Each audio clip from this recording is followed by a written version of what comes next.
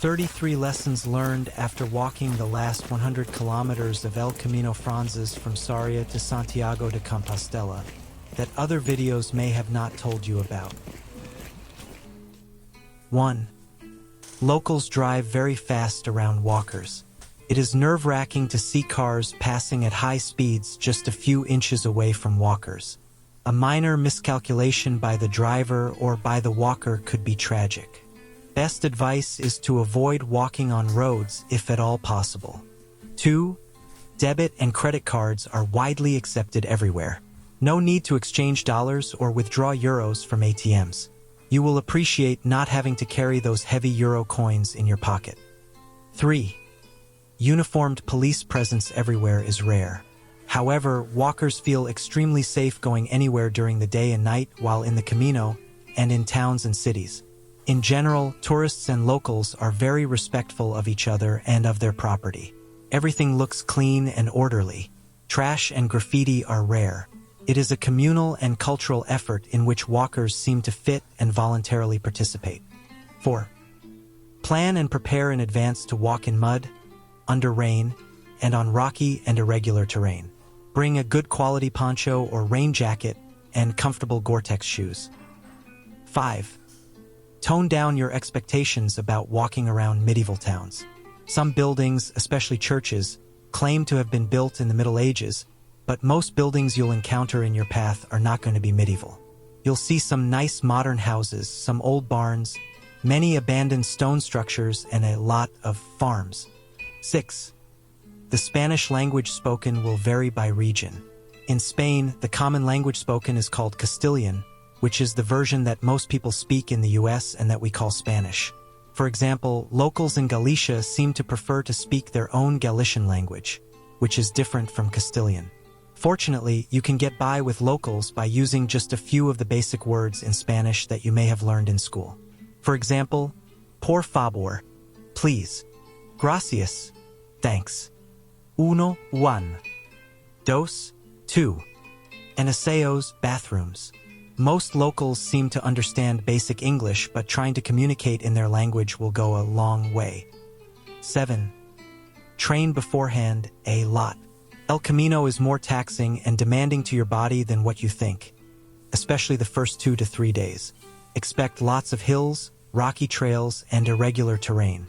Unless your goal is to suffer, you'll be grateful to yourself for having spent some good quality training time before starting your journey. 8. Walkers rarely speak to each other. It's not like in the movie The Way. Most people are very focused on their walk. Not to say people are not nice, it's just that most walkers seem uninterested in establishing a conversation or a relationship. 9. You may have heard that businesses close at around 2 o'clock until 5 o'clock or so. It's true, and it happens everywhere and includes food establishments. So, plan ahead your day and your meals. Also, businesses rarely place a sign advertising their open-close times. You just have to figure it out, which brings us to the next point. 10. Locals don't have much of a breakfast and not much of lunch either. They are big on dinner.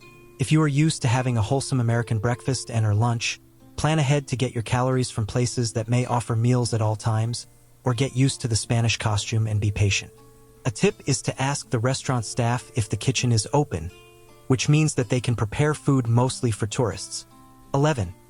Enjoy by all means the excellent local food, but if you are done with eating Spanish traditional dishes like octopus and empanadas, there are some fast food joints, like BK's and Taco Bell's, hidden in some towns. Locals seem to prefer eating at home, and those that don't are okay with just having coffee and a pastry for breakfast and a beer or coffee for lunch. 12. You'll be surprised not to be constantly exposed to in your face marketing. Unlike in the US, visual and noise pollution is kept at a minimum. No big billboards, store signs, neon-cladded posters, music speakers, etc. 13. Ask if your lodging has an AC or heater and if it can be turned on if requested. Don't take it for granted. For example, it may be too cool outside not to need the AC, but if your accommodations are next to a busy street, you may want to close the windows and turn the AC on to avoid the street noise. 14. Small cars are common. Unlike in the US, huge pickup trucks and SUVs are rare.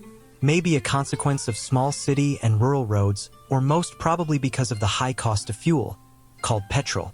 In any event, seeing so many small cars driving around is an odd sight for Americans. 15. If you want to eat a quick bite or have a drink, including coffee, you should look for a bar. Bars are abundant. They serve alcoholic and non-alcoholic beverages and something to eat to accompany them, called tapas, or a light meal, an empanada, a caldo, a tortilla, or a bocadillo. Be aware that locals prefer to have their coffee with hot milk, café con leche. If you want something different, make sure you specify it when ordering. Also note that it is sometimes hard to differentiate the offerings from the establishment title. Bars, restaurants, cafeterias, cafes, and panaderias are supposed to serve different items, but in reality there are no rules.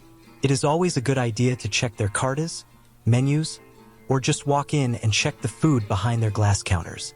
16. Locals in general are not in a rush to eat or drink. Locals like to sit and relax. Bars serve as communal gathering places more than a quick refueling stop. That way of life could test your American patience and your sense of fast service and grab and go. Also, in most bars and restaurants you are expected to walk to the counter to pay your bill. The server may bring the bill to your table upon you asking for it, but he may or may not come back to pick up your payment. You'll ensure a quicker exit if you take the bill and your payment directly to the person at the cash register. 17. Public restrooms, called asios, are extremely rare. People are forced to go into bars and other establishments and order food or drinks so that they can use their restrooms. That is not strictly enforced, but just a generalized practice. Some places may ask for a donation or charge a small fee for using their bathrooms. Unknown to many, if you are close to a car garage, you may be able to use their public restrooms for free. Good luck. 18. Locals walk everywhere. Streets are full of people walking around minding their own business. You'll see especially a lot of older folks. Unlike in the US where grandparents are expected to sit in a couch and watch TV, it seems that in Spain, elderly folks like to walk everywhere. They seem content of using their own legs to run errands and leave their cars at home. By the way, pedestrians have the right of way. Be extremely careful. Local drivers stop for pedestrians crossing a street, but foreign drivers may not do so. 19. The luggage transfer service for El Camino walkers is a good practical option to have if you can afford it. It's cheap and reliable. It may be a good investment if you would like to have a more leisurely walk to your next destination. 20. If you need anything, you'll find a Corte Inglés in every big city. It is a mega department store like Macy's or Penny's, usually located in the busier part of town. This is a convenient place to shop for clothing or gadgets, especially if you need new shoes or a backpack. 21. In this time and age, internet service is a necessity, not a luxury. You will find it super useful to check restaurant reviews, know your location, call hotels, check the weather, etc. Activate your US carrier's international plan or look for other local options. The whole Camino has good data and voice coverage. Unless you really want to disconnect from the world for a few days, getting an internet connection for your phone is a must.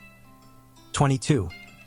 Bring some zip bags of different sizes to sort out stuff that you want to keep separate, like toiletries, or to avoid certain items like your passport and phone to get wet. 23. Invest in technical clothing made of polyester or other synthetic fibers, and use them in layers. Cotton clothing is especially impractical for El Camino. It gets heavy when wet, it takes longer to wash and dry, and it takes more space in your luggage. 24. Self-service washing and drying machines may be available at hotels or at laundry outlets, called lavanderias. For a few euros and a couple of hours, you could wash and dry your dirty and sweaty clothes every few days. 25. It's customary to greet other walkers in El Camino by using the phrase, Buen Camino. It is intended to wish others a safe and productive walk, but it also serves as a greeting or to alert someone that you want to pass him. 26.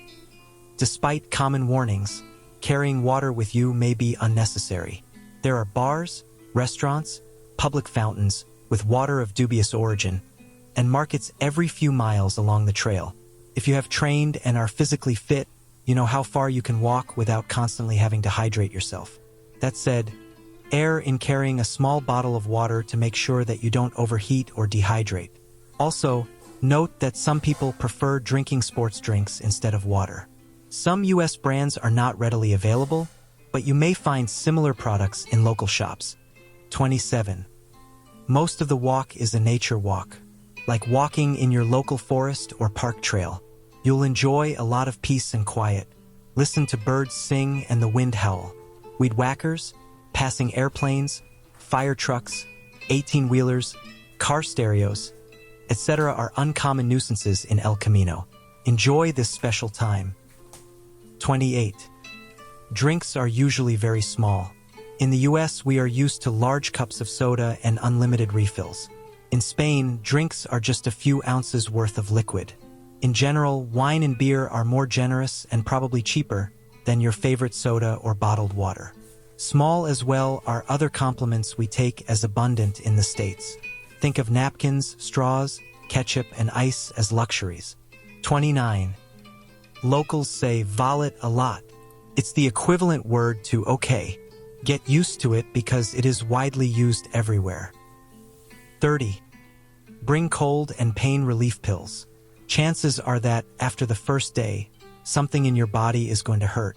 That said, expect many other walkers to be sick. Expect to hear coughing and sneezing everywhere. Stay away from potentially sick people. But if you unfortunately get sick, be prepared by bringing your favorite cold medicine. And plan to spend a few days at one place if you are so sick that you can't walk anymore. 31. No tips required. This is covered widely by other videos, but it is astonishing to actually experience a stress-free payment experience, where there is no need to mentally calculate a tip percentage. 32. If you are staying longer or arriving earlier, renting a car at the airport or train station is a good way to enjoy other towns and cities in Galicia and Asturias. Notice that traffic roundabouts are common and traffic lights are rare. In the US, we distrust roundabouts, but in Spain, they are widely used. They seem dangerous and confusing to maneuver, but once you get used to the orderly sequence of traffic flow, you'll realize they are time savers. 33. El Camino is a wonderful personal experience. Enjoy your walk and make sure that when you reach Santiago de Compostela, you visit their famous cathedral and get your Compostela passport stamped. Buen Camino and safe travels.